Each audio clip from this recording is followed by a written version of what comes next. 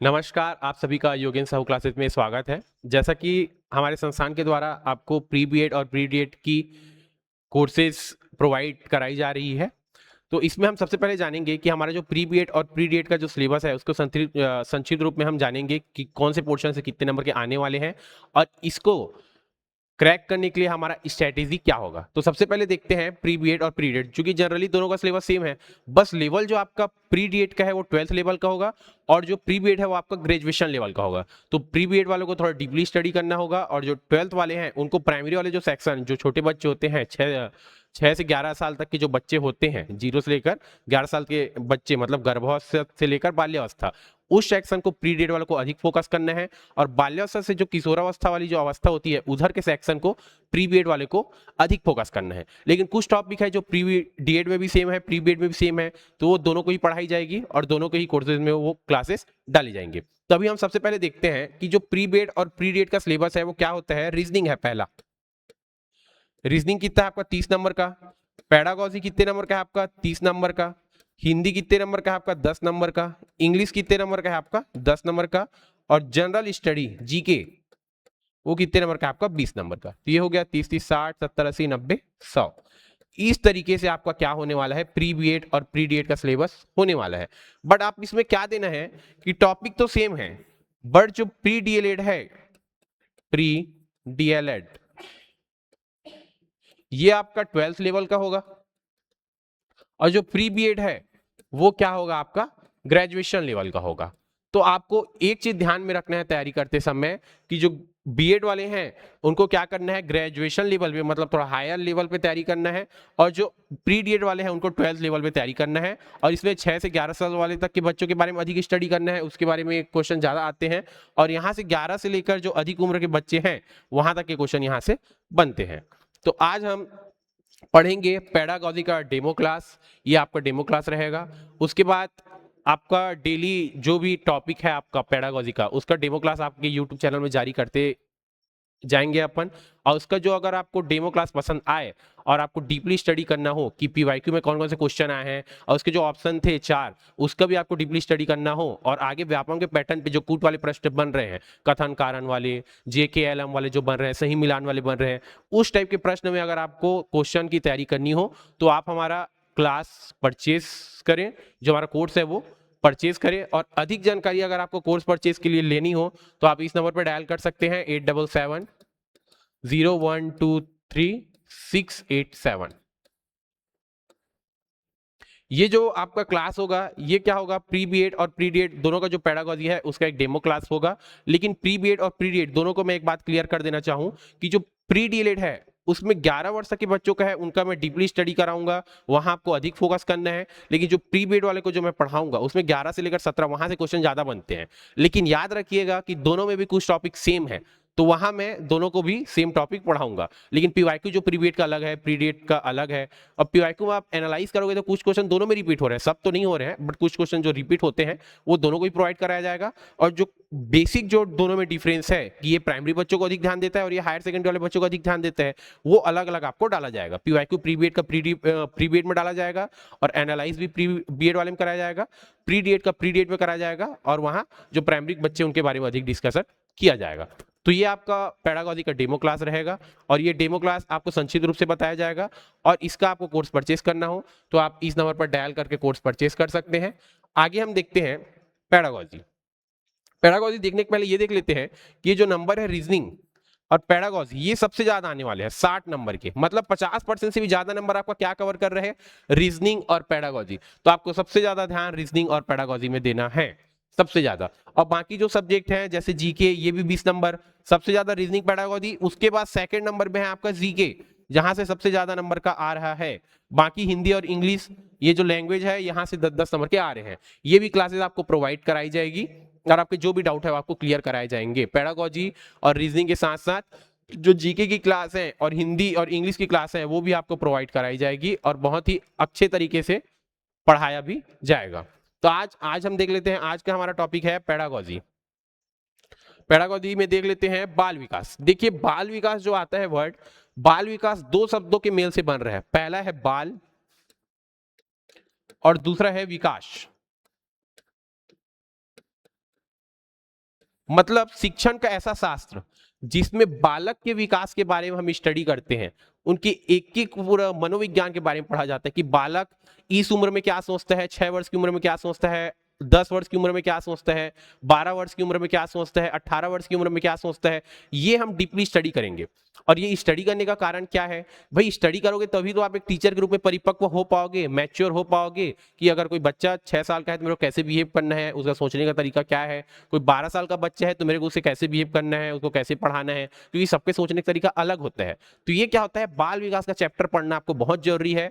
और जो अलग अलग अवस्थाएं होती हैं बालकों की, शैशवावस्था, बाल्यावस्था, किशोरावस्था, ये सब आपको बहुत ही अच्छे से पढ़ना जरूरी है। पढ़ने जाना इस कारण है कि जब आप बच्चों को पढ़ाने जाओगे तो आपका मेंटली आप प्रिपेयर रहोगे कि ये इतने साल का बच्चा है तो इनका सोच ऐसा होगा, और आप उसके अकॉर्डिंग बच्चे को टैकल कर पाएंगे। तो आपको ध्यान रखना है कि आपको पेडागोजी, रीजनिंग जो 30-30-60 नंबर के आ रहे हैं वो अधिक ध्यान देना है, उसके बाद सामान्य ज्ञान, उसके बाद हिंदी और इंग्लिश जो 10-10 नंबर के आ रहे हैं। बट कम नंबर वाले पोर्शन को भी आपको छोड़ना नहीं है, क्योंकि यहाँ एक एक नंबर में कॉम्पिटिशन होता है, आपका कटअप बहुत ज्यादा हाई जा सकता है। तो आपको अच्छे से तैयारी करना है और अपने तैयारी को और आगे बढ़ाते जाना है। आगे देखते हैं, बाल विकास 2 शब्दों से बना है। बालक, बाल मतलब बालक का विकास, मतलब बालक का विकास कैसे किया जाए, कैसे होता है समय के साथ, इसका जो स्टडी करते हैं उसे क्या बोलते हैं, बाल विकास बोलते हैं। बाल विकास से तात्पर्य बच्चे के शारीरिक, मानसिक, मतलब बच्चा का जो शरीर है उसका जो शारीरिक विकास होता है इसके बारे में भी स्टडी किया जाता है। उसका मानसिक विकास कैसा होता है उसका भी स्टडी किया जाता है। उसका सामाजिक विकास कैसा होता है इसका भी स्टडी किया जाता है। और उसका जो इमोशनल, भावनात्मक जो विकास होता है वो कैसे होता है इसके बारे में भी स्टडी किया जाएगा। जो जन्म से किशोरावस्था तक होता है, मतलब जन्म से किशोरावस्था तक जो बालक का शारीरिक शारीरिक विकास, मतलब जो हाइट बढ़ना, वजन बढ़ना, ये सारी चीजें किसमें आती है, शारीरिक, मतलब शरीर के आकार में परिवर्तन को क्या बोलेंगे, शारीरिक विकास। तो जब जन्म से लेकर किशोरावस्था तक जब उसके शरीर में जो चेंजेस होती हैं, जो विकास होती है, और जो मानसिक रूप से वो चेंज होता है, मतलब बच्चा क्या होता है 6 साल की उम्र में अलग सोचता है, 12 वर्ष की उम्र में अलग सोचता है, 18 वर्ष की उम्र में अलग सोचता है, इसके बारे में अपन क्या करेंगे, स्टडी करेंगे। और समाज में रहना भाई, एक 6 वर्ष का जो बालक होता है समाज में अलग तरीके से बिहेव करता है, और एक 12 वर्ष का जो बालक होता है समाज में अलग तरीके से बिहेव करता है, वैसे ही 18 साल का बालक समाज में अलग तरीके से बिहेव करता है। तो उसी के बारे में स्टडी करेंगे। आगे देखते हैं, भावनात्मक, भावनात्मक जो होता है ये भी अलग अलग उम्र में अलग अलग होता है, तो इसके बारे में भी स्टडी करेंगे। आगे आगे देखते हैं, विकास के प्रमुख क्षेत्र, डोमेन्स ऑफ डेवलपमेंट। तो प्रमुख क्षेत्र में क्या है, पहला शारीरिक विकास। शारीरिक विकास से पढ़ेंगे कि इसका हाइट जो होता है, हाइट, हेल्थ और शरीर से संबंधित जो भी विकास है वो कैसे होती है, शरीर का वृद्धि कैसे होता है, ऊंचाई कैसे बढ़ता है, वजन कैसे कम ज्यादा होता है, और मोटर स्किल जो होता है उसके बारे में भी स्टडी करेंगे। सेकंड है आपका मानसिक संज्ञानात्मक विकास, जो मानसिक रूप से, और संज्ञान, संज्ञान मतलब होता है सोचना, समझना, याद करने की क्षमता। इसके बारे में स्टडी करेंगे कि सोचने समझने की क्षमता कैसे इफेक्ट करता है मानसिक रूप से, जो बालक है उसमें सोचना, समझना, याद करना, ये सब चीज को कौन कौन सी चीजें प्रभावित करती है, और किन चीजों से ये जो सोचने समझने की क्षमता है वो अच्छा होता है, और किन कारणों से उनमें विकार आता है, इनके बारे में भी हम क्या करेंगे, स्टडी करेंगे। तीसरा होता है आपका सामाजिक विज्ञान। सामाजिक विकास में क्या होता है, जो सोशल डेवलपमेंट है उसमें दूसरों के साथ कैसे वो बिहेव करता है, कैसे वो संबंध बनाता है।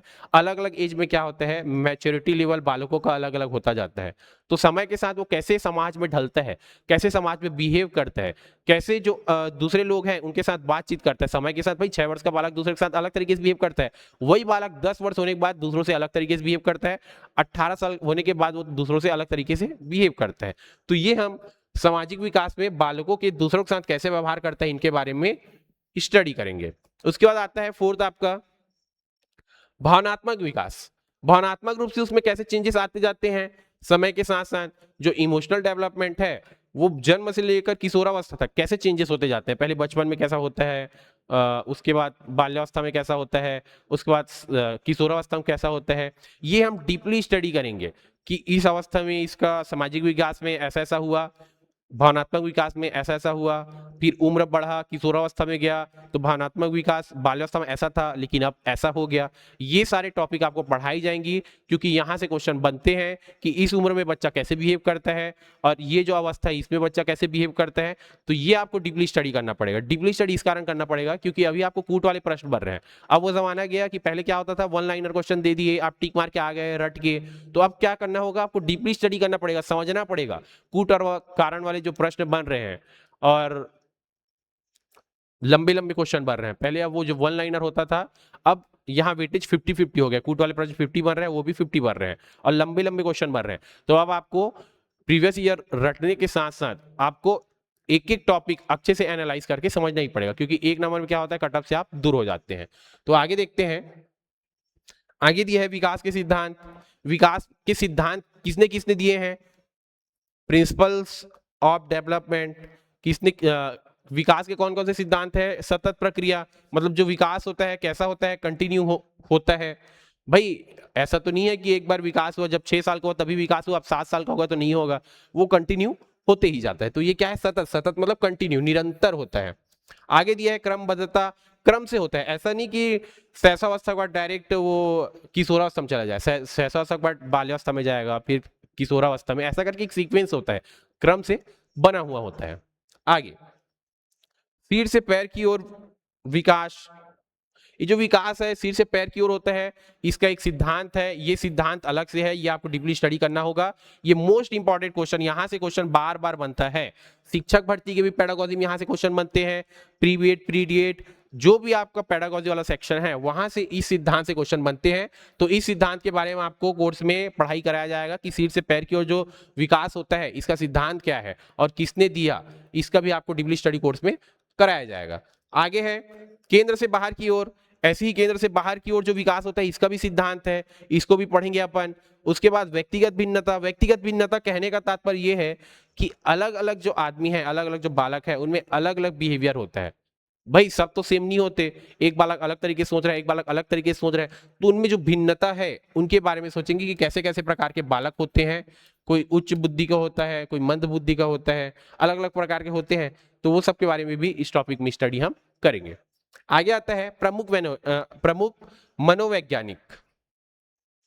कौन कौन से प्रमुख मनोवैज्ञानिक है जिनका हमें डीपली स्टडी करना है? देखिए जीन पियाजे मोस्ट इंपॉर्टेंट टॉपिक है। इन्होंने जो संज्ञानात्मक विकास दिया है ये आपको पढ़ना मोस्ट इंपॉर्टेंट है। ये हर कॉम्पिटिटिव एग्जाम में, जिन चाहे सी टेट हो, चाहे सीजी टेट हो, चाहे कोई भी आप टॉपिक देख लो, जीन पियाजे से क्वेश्चन बनना श्योर है। तो इसका आपको डीपली स्टडी कोर्स में कराया जाएगा और इसका एक डेमो क्लास भी जीन पियाजे का मैं लेके आऊंगा जो कि यूट्यूब में आपका डाला जाएगा। और इससे रिलेटेड एमसीक्यूज भी आपको बीच बीच में यूट्यूब में प्रोवाइड कराया जाएगा। तो आप प्री बीएड, प्री डेट की तैयारी कर रहे हैं तो इस चैनल पे ट्यून रहना, लगे रहना और चैनल में देखते ही रहना। आगे है लेओ वास्कोकी, मतलब इन्होंने सामाजिक विकास का सिद्धांत दिया है, इसको पढ़ेंगे। पहला आपका जीन पियाजे हो गया, सेकंड आपका लियो वास्कोकी हो गया, इसको पढ़ेंगे। इन्होंने क्या सिद्धांत दिया है? सोशल डेवलपमेंट और कल्चरल डेवलपमेंट, दोनों का इन्होंने क्या दिया है? सिद्धांत दिया है। और इस सिद्धांत थोड़ा डीपली स्टडी करना पड़ेगा क्योंकि वहां से क्वेश्चन घुमा फिरा के बनते हैं। तो ये पियाजे का सिद्धांत हो गया, लियो वास्कोकी का सिद्धांत हो गया और सिगमंड फ्राइड, इसका भी सिद्धांत आपको पढ़ना पड़ेगा। उसके बाद आके आपका स्किनर, बीएफ स्कैनर है, उसका जो रीइंफोर्समेंट का जो थ्योरी है वो भी आपको पढ़ना पड़ेगा। तो मेनली जो आपका मेन जो है ये है पहला, सेकंड लियो वास्कोकी, तीसरा सिगमंड फ्राइड, चौथा स्किनर और पांचवा कोहलबर्ग का नैतिक सिद्धांत तो आता ही आता है। यहाँ भले ही नहीं लिखा है लेकिन एक कोहलबर्ग आता है, थार्नडाइक आता है, ऐसे ही और से बहुत से मनोवैज्ञानिक है जिनका जो भी सिद्धांत दिया उनका डीपली स्टडी करना। कोहलबर्ग तो मोस्ट इंपॉर्टेंट, यहां से क्वेश्चन तो बनने ही बनने हैं। ये जीन पियाजे हो गया, कोहलबर्ग हो गया, ये मोस्ट इंपॉर्टेंट टॉपिक है। तो इन टॉपिक आपको छोड़ना नहीं है। इनका डेमो क्लास मैं कोहलबर्ग का भी लेके आऊंगा, पियाजे का भी लेके आऊंगा और उनका आपको डीपली स्टडी करना हो एमसीक्यूज के साथ तो आप हमारा कोर्स परचेस कर लेना। आगे देखते हैं। आगे थार्नडाइक और बहुत सारे मनोवैज्ञानिक हैं, बट उनमें से हम जो प्रमुख मनोवैज्ञानिक हैं उनका डीपली स्टडी करेंगे और अच्छे से स्टडी करेंगे। बाकी जहां से क्वेश्चन नहीं बनते उनको भी देखेंगे क्योंकि अब एग्जाम का पैटर्न चेंज हो गया, नए नए क्वेश्चन पूछे जा रहे हैं। तो बाकी भी जो मनोवैज्ञानिक है उनका भी हमें पढ़ना जरूरी है। आगे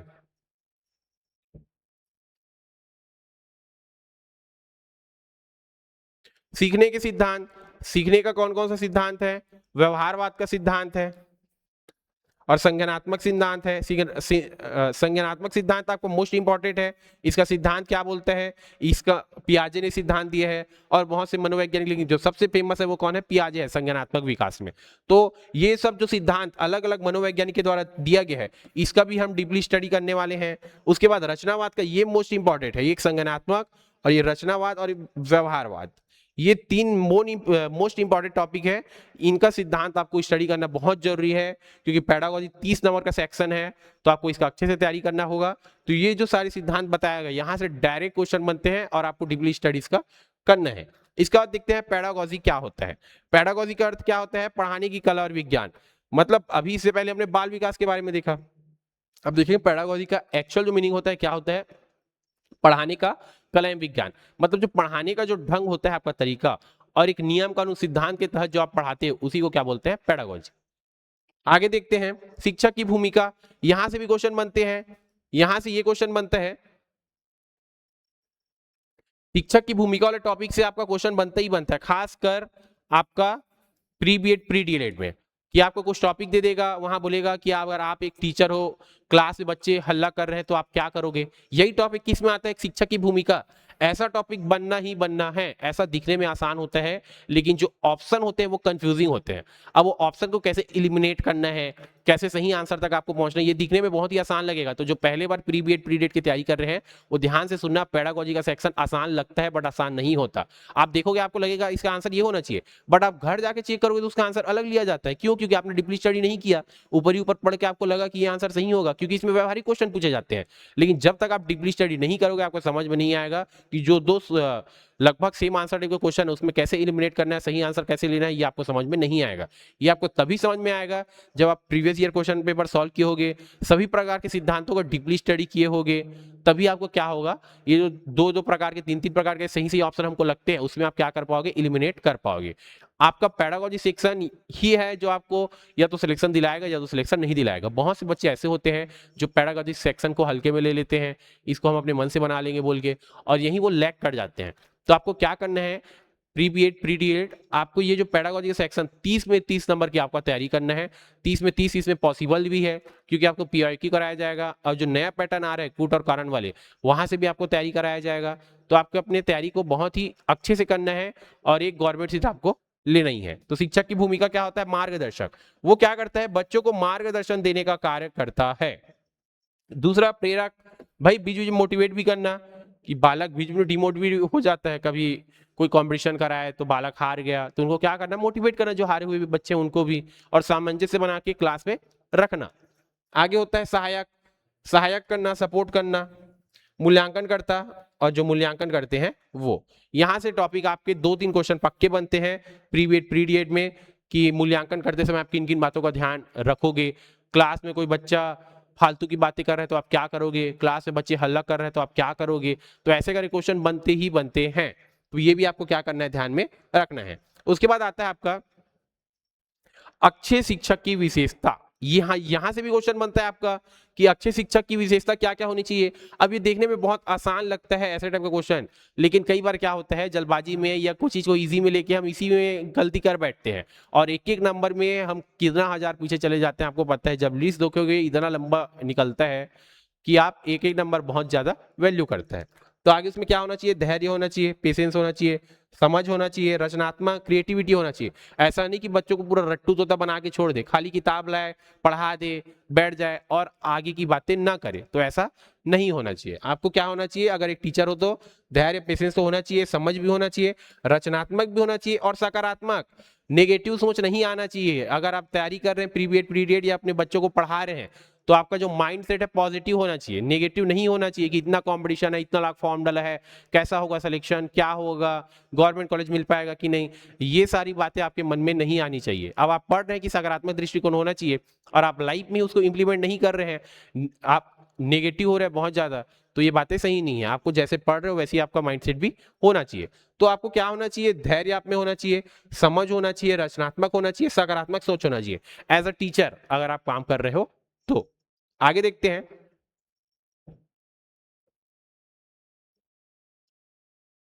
एमसीक्यूज देख लेते हैं। एमसीक्यूज हम ये देखेंगे कि किस टाइप के क्वेश्चन बनते हैं, किस टाइप के एमसीक्यूज, मतलब 10 क्वेश्चन देख लेते हैं जिसमें आपको एक अंदाजा हो जाएगा कि ऐसा ऐसा क्वेश्चन आता है। बट ये वन लाइनर है, आपको कूट वाले प्रश्न नहीं लाए गए हैं। अब व्यापम में आपको कूट वाले ही बन रहे हैं, तो ये हमारा डेमो क्लास है, तो नॉर्मल क्वेश्चन ही मैं 10 क्वेश्चन लेके आया हूँ। कूट वाले व्यापम वाले जो स्तर के, जो लेवल के क्वेश्चन अभी बन रहे हैं, जो टेट पे बना, पेपर 1 में, पेपर 2 में, क्वेश्चन पढ़ती पढ़ती बहुत टाइम निकल जा रहा था, अगर उस टाइप का अगर आपको क्वेश्चन पढ़ना हो तो आप हमारा कोर्स परचेज कर सकते हैं।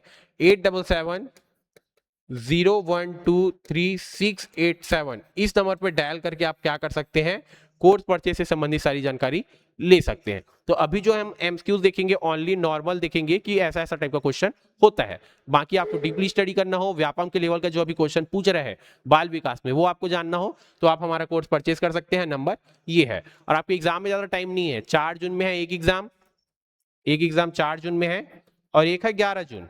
और अभी आपके पास क्या चल रहा है, अप्रैल, अप्रैल का भी 10 दिन निकल चुका है, तो अप्रैल में 20 दिन बचा है, मई में 30 दिन बचा है, और जून को छोड़ दो तो ओनली आपके पास 50 दिन ही बचा है। 50 दिन में आपको क्या करना है, तैयारी सुनिश्चित करना है। पीवाईक्यू भी पढ़ना है, जितने बड़ा सिद्धांत वो भी पढ़ना है, रीजनिंग भी पढ़ना है, हिंदी भी पढ़ना है, इंग्लिश भी पढ़ना है, सामान्य ज्ञान भी पढ़ना है। भाई आप रीजनिंग और पैरागॉजिक साथ साथ वो जो 10-10 नंबर की हिंदी इंग्लिश आ रहे हैं और 20 का सामान्य ज्ञान, यहाँ आपको लैक नहीं करना है। अगर आप सोचोगे कि 10 नंबर की हिंदी है मैं बना लूंगा, रस छंद अलंकार पढ़ के चल दूंगा, नहीं, वहां से भी अब क्वेश्चन हार्ड लेवल के पूछे जा रहे हैं। अगर आप अभी सी टेट सीजी टेट जो हुआ पेपर 1 पेपर 2 आप नहीं देखे होंगे क्योंकि आपके पास पीरियड नहीं है, कुछ लोग देखे भी होंगे, तो उसका लेवल आप जाके देखना, हिंदी इंग्लिश का भी लेवल बढ़ा हुआ है, वहां भी कूट वाले प्रश्न बन रहे हैं, हिंदी में भी इंग्लिश में भी। तो आपको किसी भी पोर्शन को हल्के में नहीं लेना है, अच्छे से तैयारी करना है। और 50 दिन बहुत ही कम समय बचा है, तो आप जितना ज्यादा हो सके अपना कोर्स कंप्लीट कर ले, कम से कम दिन में 30 से 40 दिन में कोर्स कंप्लीट करके बाकी हुए जो दिन है उसमें जितना ज्यादा हो सके प्रैक्टिस करें। प्रैक्टिस करना भी जरूरी है, ऐसा नहीं कि 50 दिन पूरा कोर्स कंप्लीट करने में ही लगा रहे हो। कोर्स कंप्लीट करने के बाद आपका तैयारी और प्रैक्टिस करना बहुत जरूरी है, क्योंकि टाइम 2 ही घंटे का रहता है। 2 घंटा है, 30 नंबर का रीजनिंग है, रीजनिंग बनाने में बहुत टाइम निकल जाता है, आपको पता है। तो आपको क्या करना है, प्रैक्टिस करना है, और जितना जितना हो सके आपको तैयारी को अपना आगे लेके जाना है। तो एमसीक्यूज देख लेते हैं।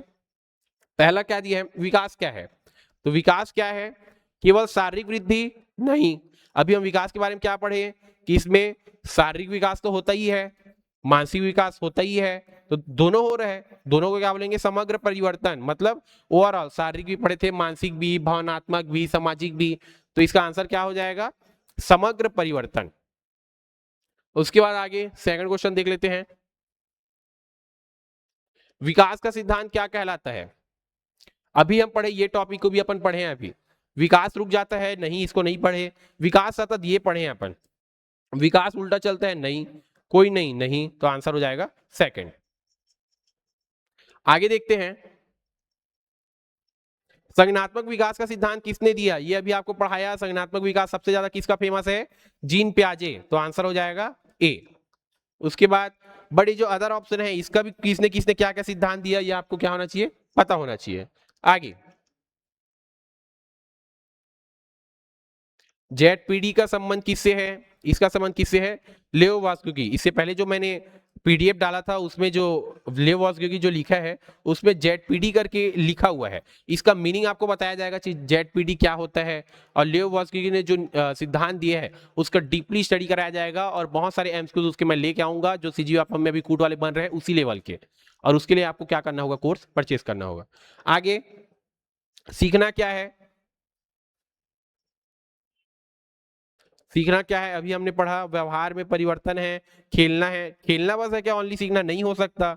ओनली सोना है क्या, नहीं हो सकता। खाना है क्या, नहीं हो सकता। व्यवहार में परिवर्तन ये हो सकता है। देखिए तीनों ऑप्शन जो है इलिमिनेट करना भी आपको आना चाहिए। देखो तीनों ऑप्शन लगभग सेम टाइप का लग रहा है, और ये ऑप्शन थोड़ा हट के लग रहा है, तो ऐसा करके भी आप इलिमिनेट कर दो। अगर आपको बिल्कुल नहीं पता, कुछ नहीं पता, कुछ नहीं जान रहे हो, तो ये वाला ऑप्शन लगाया करोगे। तीन ऑप्शन जो सही दिख रहा है उसको अलग कर लो, एक ऑप्शन जो अलग दिख रहा है वाले को अलग कर लो। अगर आप बिल्कुल आपको नहीं पता, टाइम नहीं है, कुछ नहीं, पढ़ने का भी टाइम, कई बार टाइम मैनेजमेंट का भी बात आ जाता है एग्जाम के टाइम में, तो ऐसे कंडीशन में आपको इलिमिनेट करना आना चाहिए जल्द से जल्द। आगे है क्वेश्चन नंबर 6। री इन्फोर्समेंट थ्योरी किसने दी, इसको भी हमने पढ़ा है। किसने दिया, स्किनर। इससे पहले जो हम पढ़े थे उसे पढ़े थे कि स्किनर ने दिया है।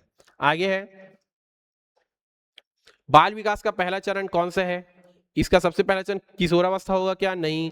शैशवावस्था होगा क्या, देख लेते हैं। बाल्यावस्था होगा क्या, प्रौढ़ावस्था, देखिए इलिमिनेट इसमें भी कर सकते हैं। प्रौढ़ावस्था मतलब जो बुढ़ापा वाला होता है वो पहला अवस्था होगा क्या, नहीं वो तो अंतिम है। बाल्यावस्था होगा क्या, नहीं इसमें तो ये बच्चा मतलब थोड़ा बहुत बड़ा ही हो जाता है। और उसके बाद देख लेते हैं और किशोरावस्था होगा क्या, नहीं इसमें 18 वर्ष वाले काउंट हो जाते हैं। तो आपको आंसर क्या हो जाएगा, शैशवावस्था। आगे देखते हैं।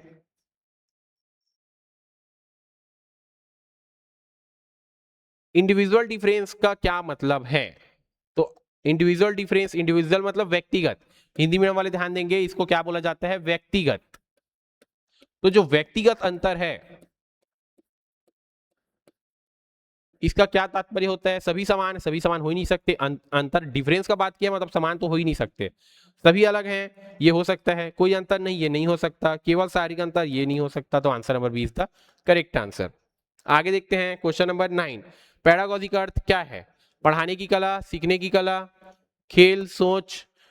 खेल तो नहीं हो सकता, सोच भी नहीं हो सकता, सीखने की कला भी नहीं, पढ़ाने की कला एवं विज्ञान दोनों है, ये हमने पढ़ा था। आगे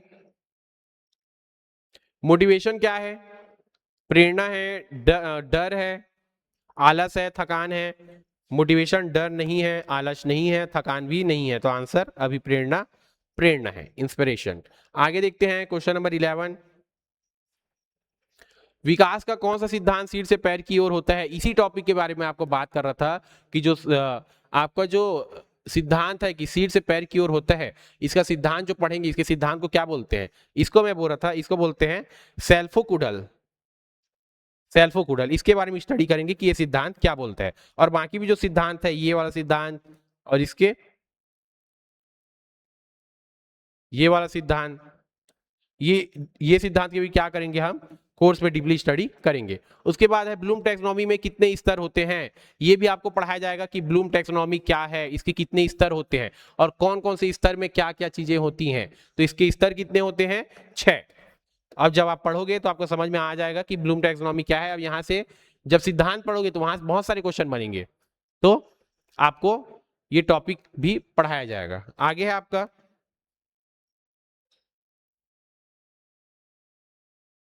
ठीक है। तो इतने आपके एमसीक्यूज थे, ये था आपका डेमो क्लास। बस आपको संक्षिप्त रूप में बताया गया है टॉपिक को। अगर आपको डीपली स्टडी करना हो तो आप हमारा कोर्स परचेज कर सकते हैं। और एक चीज मैं बता दूं, प्री बीएड और प्री डीएलएड है, ये जो प्री डीएलएड है और एक है प्री बीएड, ये आपका 12th लेवल के क्वेश्चन पूछे जाएंगे। और 6 से 11 तक के बच्चे जो प्राइमरी लेवल के बच्चे हैं, प्राइमरी लेवल के जो बच्चे हैं उनका स्टडी किया जाता है। और यहाँ 11 से 17 जो किशोरावस्था मतलब जो हायर लेवल के जो बच्चे हैं, इनको अधिक स्टडी किया जाता है। और इनको पीवाईक्यू अलग होंगे, प्री बीएड के अलग हैं और प्री डीएलएड के अलग हैं। तो जो प्री बीएड का क्लास होगा उसमें हम बीएड के बेस में जो हायर सेक्शन के जो बच्चे होते हैं उनको ध्यान में रख के तैयारी कराएंगे। और जब प्री डीएड का क्लास होगा तो जो प्राइमरी के बच्चे हैं उनको अधिक ध्यान में रख के तैयारी करवाएंगे, क्योंकि क्लियर कट आपका सिलेबस में मेंशन है कि जो प्री डीएलएड है उसमें 6 से 11 तक के बच्चों का अध्ययन किया जाएगा, मतलब शुरू जन्म से लेकर 11 तक का जो अवस्था है उसके बारे में अधिक स्टडी किया जाएगा और टॉपिक वही दिया गया है। और जो प्री बीएड है उसमें क्या होगा आपका 11 से लेकर 17, मतलब आगे की जो उम्रों में हायर लेवल में जब बच्चा पहुंचता है तो कैसे बिहेव करता है उसके बारे में स्टडी करेंगे। और previous year question paper DEd का डीएड वाले सेक्शन में कराया जाएगा, बीएड का बीएड वाले सेक्शन में। और जो ऑप्शंस हैं जो एक सही होता है, बाकी 3 और होते हैं उनका भी डीपली स्टडी। जो पीवाईक्यू डीएड का है उसको डीएड सेक्शन में, बीएड का है वो बीएड सेक्शन में। और डीएलएड में आपको 12th लेवल का स्टडी कराया जाएगा और बीएड में ग्रेजुएशन लेवल का जो तैयारी करना है वो आपको कराया जाएगा। तो आशा करता हूं आज का डेमो क्लास आपको पसंद आया होगा। और अगर डेमो क्लास पसंद आया हो और हमारा कोर्स परचेज करना हो तो आप इस नंबर पर डायल कर लेना और अधिक जानकारी ले लेना, 8770123687। कुछ भी परेशानी हो, कोई भी दिक्कत हो तो इस नंबर पे डायल कर लेना। तो आज का क्लास यहीं समाप्त करते हैं, धन्यवाद।